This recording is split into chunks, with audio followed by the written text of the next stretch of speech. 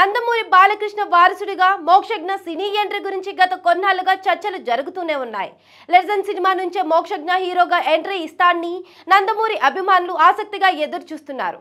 అయితే అదేమీ జరగలేదు. దీనికి తోడు మోక్షజ్ఞ కాస్త బొద్దుగా మారడంతో అసలు సినిమాల్లోకి వస్తాడా అని కొందరు అనుమానాలు వ్యక్తం చేశారు.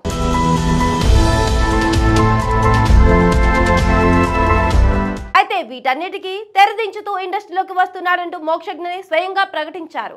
అంతేకాదు స్లిమ్ గా స్టైలిష్ గా మారిన ఫోటోలను సోషల్ మీడియాలో షేర్ చేశాడు.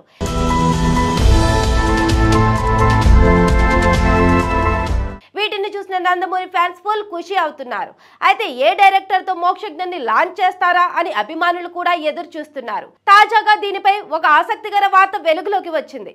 అదేంటంటే మోక్షజ్ఞ డెబ్యూ చిత్రాన్ని హనుమాన్ డైరెక్టర్ ప్రశాంత్ వర్మ తెరకెక్కిస్తున్నారట.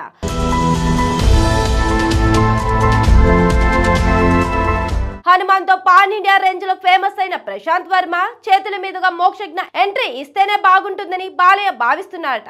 ఆహా అన్స్టాపబుల్ షోలో ప్రశాంత్ వర్మ బాలయ్య కలిసే పనిచేశారు. అప్పటి నుంచే వీరిద్దరి మధ్య మంచి అనుబంధం ఏర్పడింది.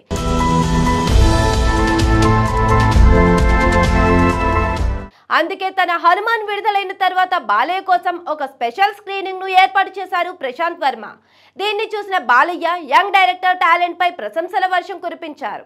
ఇప్పుడు మోక్షజ్ఞను కూడా ప్రశాంత్ వర్మ చేతుల మీదుగానే లాంచ్ చేస్తే బాగుంటుందని నందమూరి నటసింహం భావిస్తున్నారట.